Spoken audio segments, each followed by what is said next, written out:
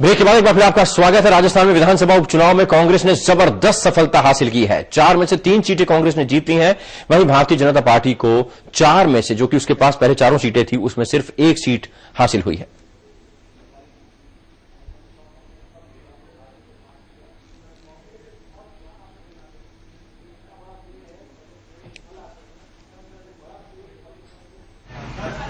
इस जीत को लेकर कहीं ना कहीं कांग्रेस उत्साहित। पहले ये 4 सीटें भारतीय जनता पार्टी के खाते में थी और अब 3 सीटें इसमें से कांग्रेस के खाते में चली गई हैं। वहीं कांग्रेसी नेता और प्रवक्ता संदीप दीक्षित ने कहा है कि मोदी का जादू खत्म हो चुका है और अगली बार कांग्रेस गुजरात में सरकार बनाएगी। संवाददाता नीरज कुमार ने उनसे खास बातचीत की। 9 राज्यों में 33 विधानसभा सीटों और 3 लोकसभा सीटों पर हुए उपचुनाव को केंद्र सरकार के लिटमस टेस्ट और कांग्रेस के लिए भी परीक्षा के तौर पे देखा जा रहा था। इस वक्त हमारे साथ बात करने के लिए कांग्रेस के प्रवक्ता संदीप दीक्षित साहब हैं। सर, ये बताइए कि आप अपनी पीठ थपथपा सकते हैं? नहीं, देखिए, बात पीठ थपथपाने की नहीं है। बात यह है कि बाई इलेक्शन जब बीच बीच में होते हैं तो एक किसी भी पार्टी को एक रुझान पता चलता है। एक जनता को समझ लीजिए एक टेम्परेचर टेस्ट करने की बात होती है। वैसे तो बातचीत आती रहती है, लेकिन चुनाव एक पुख्ता सबूत होते हैं कि रुझान क्या दिख रहा है। आप देखिए, पिछले 6-8 महीने से इस पूरे देश के राजनीतिक पटल पर एक ही बात चल रही थी, नरेंद्र मोदी और उनसे लोगों की, जनता की अपेक्षाएं, और किस तरीके से एक माहौल बना था कि शायद देश में 65 साल में वो नहीं हुआ जो 60 महीने में ये कर दिखाएंगे। 3 महीने हो गए, सरकार का 5% टाइम निकल गया। 3 महीने के अंदर अंदर एक सरकार इतनी बुरी तरह मुंह के बल गिरे, ये मेरे ख्याल से शायद हिंदुस्तान के वर्तमान के इतिहास में तो पहली बार देखा गया है। जिस उत्तर प्रदेश में वो लोग 73 सीटें जीत कर आए थे, एक सांप्रदायिकता का एक पूरा माहौल बना था, और जहां जिससे मैं बात कर रहा था वो कह रहे थे कि 11 के 11 में से 11 की 11 सीटें बीजेपी रिटेन करेगी। और याद करिए, ये वो 11 सीटें थी जब सपा की वेव में बीजेपी अपनी सीटें निकाल कर लाई थी, और जब बीजेपी बिल्कुल भी यूपी में किसी भी तरीके की फोर्स नहीं मानी जा रही थी। शायद कुल मिला के 20, 25, 30 सीटें या 40 सीटें इनकी आई थी। वो 11 में मुश्किल से ये 2 या 3 संभाल पाए हैं। 6 या 7 सपा की झोली में चली गई हैं, बाकी 2-3 पर उनकी लीड चल रही है। तो उत्तर प्रदेश में 3 महीने में कितना बदलाव आया है ये आप खुद समझ सकते हैं। आप राजस्थान देखिए, जहां हम लोग बिल्कुल ही नेस्तनाबूद हो गए थे, 20-21 सीटें लेके आए थे, जबकि हम बार बार कह रहे थे कि एक अच्छा प्रशासन गहलोत जी ने दिया था। वहां आज 75% सीटें हम जीत के आ रहे हैं, और कोटा की भी सीट जो उन्होंने जीती है, कोटा तो एक पुराना बीजेपी का बेस्टियन रहा है। आप गुजरात देखिए, गुजरात तो एक तरीके से उनके नए लौह पुरुष का अपना गढ़ है, और वहां वो सीटें, 9 सीटें जो बीजेपी की झोली में थी, उसमें से 3 पर हम लोग जीत रहे हैं, और एक जो है बिल्कुल बराबरी पे चल रही है। तो एक राष्ट्रीय रूप में जो एक ट्रेंड दिखता है वो दिखता है। लेकिन क्या जो जीत है आप लोग के लिए उत्साहित है, खासकर आपके लिए नहीं, जो भी विपक्षी पार्टी एनडीए के खिलाफ?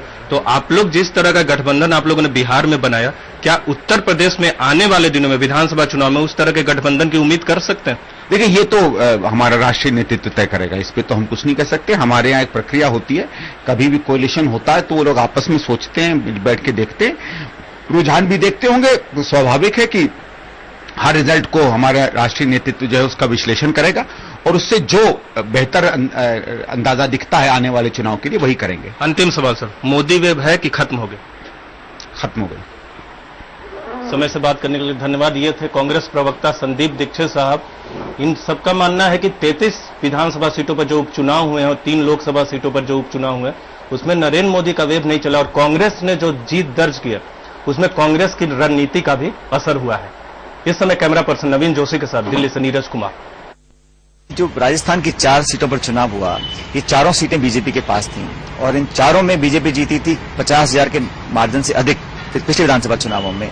और आज चुनाव हुए हैं, उनमें से 3 सीटों पर शानदार जीत कांग्रेस पार्टी की आज हुई है, और ये सारा श्रेय इसका कांग्रेस के कर्मठ नेताओं को जाता है।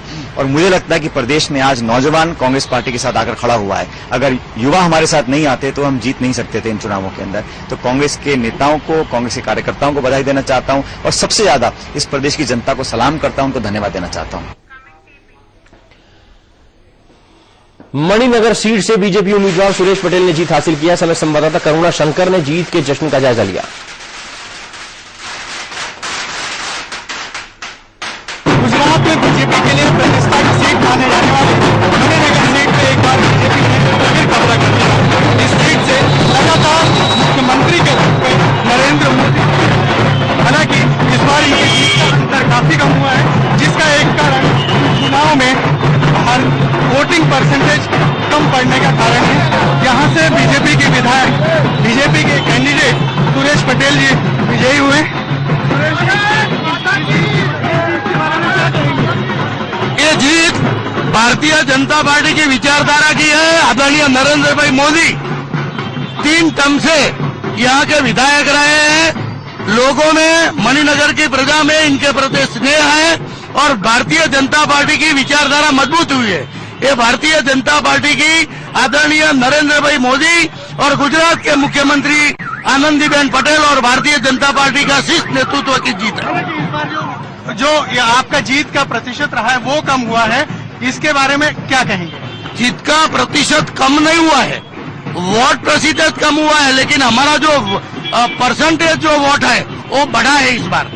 गुजरात में अभी और जगह भी मतगणना चल रही है, वहाँ के लिए क्या उम्मीदें हैं? वो मालूम नहीं है मुझे, मैं यहाँ से हूँ, सुबह में अभी बाहर निकला हूँ। ये थे भारतीय जनता पार्टी के नवनिर्वाचित विधायक सुरेश पटेल, जिन्हें की जो अभी जीत हासिल करके अपने गणना केंद्र से बाहर निकले हैं और मणिनगर में भारतीय जनता पार्टी का काफिला उनके विजयोत्सव को मना रहा है। इस समय कैमरामैन अशोक लाड के साथ करुणा शंकर, अहमदाबाद। बहुत बड़ा वादा किया था उस समय कि अच्छे दिन आएंगे, महंगाई कम करेंगे, 25 लाख करोड़ का काला धन वापस लाएंगे, पाकिस्तान और चाइना को सबक सिखाएंगे, रोजगार देंगे। ये जो वादा के दिशा में रोड मैप बनना चाहिए, उनसे जो उल्टा रोड मैप बना, उसकी वजह से गुजरात से लेकर यूपी तक सभी जगह लोगों ने अपना गुस्सा मतपेटी में व्यक्त किया है। चर्चा को आगे बढ़ाते हैं। कांग्रेस ज्यादा उत्साहित है। भारतीय जनता पार्टी के जो कैंडिडेट्स जीत रहे हैं उनमें भी उत्साह देखा जा रहा है और अनिल बलूनी साहब हमारे साथ भारतीय जनता पार्टी के प्रवक्ता मौजूद हैं। अनिल सर, यहां पर आपने भी देखा होगा, अगर बात गुजरात की बात बाद में करते हैं, पहले अगर संदीप दीक्षित साहब की बात कर लें तो उनका कहना है कि मोदी का मैजिक खत्म हो गया है और गुजरात में अगली बार कांग्रेस सरकार बनाने जा रही है। ऐसा संदीप दीक्षित साहब के मैं बयान का जवाब नहीं देना चाहता हूं। वो कह रहे थे कि हम उत्तर प्रदेश के अंदर पता कर रहे थे बीजेपी की कितनी सीटें आने वाली हैं। उत्तर प्रदेश में उनका कहीं नामो निशान मिट गया। वो हमारी चिंता कर रहे हैं, वो अपनी चिंता करें। उनको मतलब वो उनकी चिंता हमारी सीटों से, उनकी हालत उत्तर प्रदेश के अंदर क्या हो गई है। दूसरी, जहां तक सरकार, केंद्र सरकार की हमारी बात है, मोदी जी का अगर मैजिक देखना है तो मोदी जी का मैजिक पूरा देश देख रहा है। क्यों 15 अगस्त की जो लाल किले की प्राचीर से उनका भाषण पे चर्चा हुई कि किस प्रकार से देश के लिए उनका मैप था, सबका साथ सबका विकास के बारे में उन्होंने कहा ना खाता हूं ना खाने देता हूं। उन्होंने कहा मेक इन इंडिया, भारत की अर्थव्यवस्था के लिए कहा। उनका मैजिक देखा गया नेपाल की सड़कों पे, उनका मैजिक देखा गया भूटान की सड़कों पे, उनका मैजिक देखा गया। आप दावा कर रहे हैं उनका जादू चल रहा है, लेकिन 6 से 3 सीटें फिर भी विधानसभा चुनाव बिल्कुल डिफरेंट। विधानसभा के उपचुनाव को केंद्र सरकार से के लिए कोई रेफरेंडम मानने की जरूरत नहीं है। विधानसभा का चुनाव जो है वो महज एक उपचुनाव है। वो बोले स्थानीय मुद्दों पे, बड़े लोकल इश्यूज पे लड़ा जाता है, उसको केंद्र सरकार से कोई जोड़ने का अर्थ नहीं है कहीं से। लेकिन अगर आप कह रहे हैं कि गुजरात, ये जो लोकल इश्यूज पर ये चुनाव लड़ा जाता है, ऐसे में अगर आपके हाथ से 3 सीटें जा रही हैं गुजरात में, 6 में से 3 सीटें कांग्रेस ले रही है, तो इसका मतलब लोकल प्रशासन वहां पर काम नहीं कर रहा, लोग नकार रहे हैं उसको। नहीं, फिर मैंने वही कहा आपको कि विधानसभा के उपचुनाव में बहुत लोकलाइज राजनीति होती है। किस मुद्दे पे जीते, किस मुद्दे पे जीते, उसको केंद्र के, जैसे संदीप दीक्षित कह रहे कि केंद्र सरकार का मैजिक खत्म हो गया, केंद्र सरकार के बारे में रेफरेंडम, ऐसा नहीं है। उसका बहुत ही स्थानीय चुनाव है। केंद्र सरकार अपना काम कर रही है, केंद्र सरकार अच्छा काम कर रही है। जो पिछले 10 सालों की जो हताशा थी कांग्रेस रूल की, उससे निकाला है देश को, कि पूरे देश के अंदर एक माहौल हुआ, एक वर्क कल्चर शुरू हुआ, काम करने का माहौल शुरू हुआ पूरे देश के अंदर। तो मुझको लगता है कि केंद्र सरकार अच्छा काम कर रही है, बहुत बढ़िया तरीके से काम हो रहा है। हमको जो हमने वादे किया, आज हमसे 100 दिन में बोलना कि तुमने क्या कर दिया क्या नहीं किया। आप कह रहे 5% हमने, हमको 60 महीने के लिए जनादेश मिला है, हमको 5 साल के लिए जनादेश मिला है। हमें काम करने दीजिए, हम दिखाएंगे देश को अंदर। अगर नहीं करेंगे तो तब जनता बोलेगी। अभी मैंने आपको कहा कि महाराष्ट्र में चुनाव होंगे, तब देखा जाएगा। 100 दिन से बहुत ज्यादा दिन हो गए अनिल जी। देखिए भूपेश जी, आपके पास जवाब ले लेता हूं। भूपेश जी, मैं प्रोड्यूसर जो इस प्रोग्राम के हैं उनका धन्यवाद करना चाहूंगा कि बड़ा अच्छा गुजरात मणिनगर वो हमें ले गए, जहां जो मोदी जी की सीट थी वहां पे जो कैंडिडेट जीत रहा है, अगर आप देखेंगे कि उसने 5 लाइनें बोली हैं तो 3 लाइनें में वो मोदी जी का धन्यवाद कर रहा है।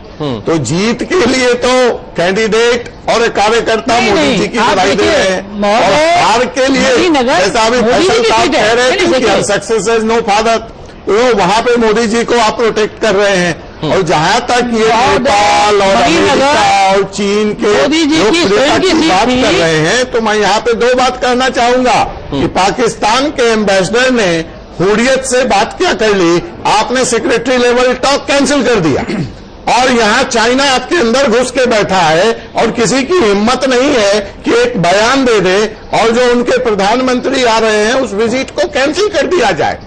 तो ये कहना बड़ा आसान है, और ये जो कह रहे हैं बार बार अनिल साहब कि लोकल मुद्दे और होते हैं, तो गुजरात से ही हवा बनी थी भाजपा की, लोकल मुद्दा था, एक राज्य का चुनाव था और वो पूरे देश पे छा जाता है। जयप्रकाश जी का आंदोलन पटना के विश्वविद्यालय से शुरू हुआ था और वो समग्र क्रांति के माध्यम से देश में जनता पार्टी के जवाब लेते हैं। ये लोकल मुद्दे, ये स्थानीय मुद्दे ही राष्ट्रीय स्वरूप लेते हैं। अजय जी जवाब लेते हैं। फैसल साहब आपके पास आ रहा हूं, फैसल साहब आपके पास आ रहा हूं। देखिए अजय जी, देखिए अब कहां जेपी के आंदोलन को, जयप्रकाश जी के आंदोलन को उपचुनाव से जोड़ दिया।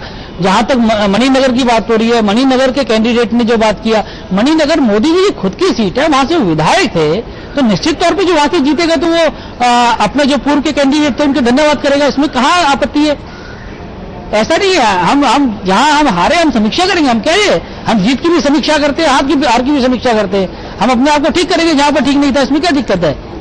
फैसल साहब आपके चेहरे पर एक कटाक्ष वाली स्माइल पिछले 5 मिनट से देख रहा हूं मैं। नहीं भूपेश, मैं ये कहना चाह रहा हूं कि अनिल जी जो बात कह रहे हैं उसको, इस बात को भी देखिए कि अभी तक जो चुनाव असेंबली के हो रहे थे गुजरात में, वो कहीं ना कहीं नरेंद्र मोदी की जो कद्दावर शख्सियत है उसके साये में हो रहे थे। मोदी जी के गुजरात से हटने के बाद 6 में से 3 ये हार रहे हैं। तो बड़ा इंटरेस्टिंग होगा अगला जो असेंबली चुनाव होने वाला है गुजरात का, उसका जो नतीजा होगा वो बड़ा अप्रत्याशित होगा। बड़ा इंटरेस्टिंग होगा ये देखना कि जब नरेंद्र मोदी में गुजरात में भारतीय जनता पार्टी का नेतृत्व नहीं कर रहे हैं, आनंदी बेन वहां पे मुख्यमंत्री हैं, तो किस तरह की स्थिति बनती है। अगर आज के परिणाम कुछ संकेत दे पा रहे हैं तो ये संकेत शुभ नहीं है भारतीय जनता पार्टी के लिए, और कहीं ना कहीं कांग्रेस के लिए जाहिर सी बात है, जो संदीप दीक्षित ने दावा किया कि हम वहां पे सरकार बनाएंगे, मुझे ये नहीं मालूम कि उनकी सरकार बनेगी या नहीं बनेगी, लेकिन स्थिति बहुत दिलचस्प होने वाली है आने वाले गुजरात असेंबली इलेक्शंस में। अनिल, ये जो रुझान है, ये जो आंकड़े हैं, ये कहीं ना कहीं चिंता में डाल रहे हैं भारतीय जनता पार्टी को। नहीं देखिए, मैंने कहा कि हम जो भी परिणाम आएंगे, जो रुझान अभी परिणाम में परिवर्तित होंगे, हम उनको देखेंगे, उनको समझेंगे, उन पर विश्लेषण करेंगे, उसमें आत्मविश्लेषण करेंगे, जहां ठीक करने की जरूरत है अपने आप को ठीक करेंगे। तो इसमें हम ओपन है, इसमें कोई दिक्कत नहीं है हमको, हम उसको ठीक करेंगे। लेकिन हम बिल्कुल इस चुनाव को कोई देश के परिप्रेक्ष्य में मानने के लिए तैयार नहीं है, इस चुनाव से कोई केंद्र सरकार को जोड़ने के लिए तैयार नहीं है। हम कह रहे हैं कि आने वाला महाराष्ट्र का चुनाव देखिए, आने वाला हरियाणा का चुनाव देखिए, आने ये जो 2 बड़े चुनाव हैं, ये चुनाव दिखाएंगे, उसका झारखंड का चुनाव दिखाएंगे। फैसल साहब, 100 दिन में ऐसा क्या हो गया कि पासा एकदम पलट गया, खासकर उत्तर प्रदेश की अगर बात करें तो समाजवादी पार्टी का सुपड़ा साफ कर दिया था लोकसभा चुनावों में, अब यहां पर लग रहा है बीजेपी का सुपड़ा साफ हो गया। आप देखिएगा, अभी जब आम चुनाव होगा यूपी में तो समाजवादी पार्टी का सुपड़ा साफ होना तय है। चलिए, ये एक और दावा है, परिणाम बताएंगे। इस दावे में कितना दम भारतीय जनता पार्टी के? नहीं, इस दावे की तो हवा निकल गई है उपचुनाव में, और ये भी याद रखिए कि ये जो अभी जो इलेक्शंस जीते हैं, उपचुनाव की जो नतीजे आ रहे हैं वो सारी उन सीटों पे आ रहे हैं जहां भारतीय जनता पार्टी की थी, यानी भारतीय जनता पार्टी की झोली से सीट निकाल करके मुलायम सिंह और अखिलेश ने अपनी झोली में डाली है। और वो भी तब जब ये माना जा रहा था, ये दावा था, हर तरफ से ये आवाज आ रही थी कि सुपड़ा साफ हो जाएगा समाजवादी पार्टी का, जिस तरह से वहां पे सामाजिक सौहार्द बिगड़ा, जिस तरह से कम्युनल राइट्स हो रहे थे, जिस तरह की से वहां पे सारी चीजें प्रसारित हो रही थी, तो ये लग रहा था कि बहुत बुरी स्थिति होगी। लेकिन मैं फिर ये बात कहूंगा कि जिस तरह के चुनाव के परिणाम आए थे भूपेश, पार्लियामेंट में वो मोदी मैजिक एक था अपनी जगह पे, उसके साथ साथ जो उनका वहां पे कॉम्बिनेशन बना था उत्तर प्रदेश में, बिहार में, झारखंड में और उत्तराखंड में, उसकी वजह से इतनी ज्यादा सीटें आ गई हैं। और चूंकि बहुकोणीय मुकाबला हो रहा था, तो जो भारतीय जनता पार्टी का अपना कैडर कमिटेड वोट है वो पूरी तौर पे उनको मिल रहा था, और दूसरे जो वोट थे वो कहीं ना कहीं डिवाइड हो रहे थे। जब ये स्थिति विपरीत हो गई है तो नतीजे आपके सामने हैं। विभाकर जी भी हमारे साथ जुड़ गए, हमारे वरिष्ठ सहयोगी हैं। विभाकर जी, आपका रिएक्शन लेना चाहूंगा सबसे पहले तो गुजरात पर। गुजरात उपचुनाव में हम अपने टेलीविजन स्क्रीन पर भी दिखा रहे हैं, कांग्रेस 3 सीटें हासिल करने में कामयाब रही है, 6 सीटें भारतीय जनता पार्टी के खाते में जा रही हैं। बीजेपी के लिए सेटबैक? निश्चित तौर से आप कह सकते हैं कि सेटबैक है, इसमें कहीं पे कोई दो राय नहीं है कि आप अगर अपनी सीटों को नहीं बचा पाते हैं, जब आप लगातार सरकार में हैं, उसके बावजूद अगर आप नहीं बचा पाते हैं तो सेटबैक तो निश्चित तौर से कहा जाएगा। लेकिन मैं इसको एक परिप्रेक्ष्य में आपके सामने ये कहूंगा, ये हर कोई ये चर्चा कर रहा है कि आप मोदी का मैजिक फेल हुआ। मैं ये कहूंगा कि मोदी का मैजिक, पहले तो जो लोग कह रहे हैं कि ये फेल हुआ, ये पहले 16 मई के सुबह तक तैयार ही नहीं थे इस चीज को मानने के लिए कि मोदी नाम की कोई चिड़िया है जो हर जगह पूरे देश में इस तरीके से भ्रमण करेगी और लोग उसको अपने घर में बैठा लेंगे। तो ये तो खैर अपने हिसाब से उनका आकलन है, लेकिन ये बताता है कि अगर मोदी नहीं है बीजेपी गुजरात में, तो उनके जगह पे कोई दूसरा नेता लेने के लिए अभी तैयार नहीं हुआ है। आनंदीबेन पटेल निश्चित तौर से एक बड़ी नेता होंगी, लेकिन शायद जिस अंदाज में मोदी काम किया करते हैं, वो जब तक आप काम अगर नहीं करते, वो सिर्फ नेता नहीं है, वो उन्होंने काम करके दिखाया है, और अगर आप काम नहीं करेंगे तो फिर वो परिणाम आपके अनुकूल नहीं आएगा। दूसरी बात यह है कि मोदी इस बाइपोल में मुझको कहीं नहीं दिखे। ये चर्चाओं में जरूर रखा गया कि ये 100 दिन का उनका कार्यकाल है उसके अंदाज पे, लेकिन इस बाइपोल में न तो उन्होंने कोई चुनावी सभा की, न ही उन्होंने किसी तरीके का कोई बयान दिया, और जो आमतौर पे वो जो लोगों से जुड़ने के लिए जो ट्वीट करते हैं, उन्होंने ट्वीट करके भी अपने समर्थकों को नहीं कहा कि आप बाहर निकल के आप वोट करें। तो मैं मोदी पे सीधे तौर पे ये कह देना कि ये मोदी की हार है या मोदी का बुखार लोगों के मन से उतर गया है, मैं उसको नहीं मानता।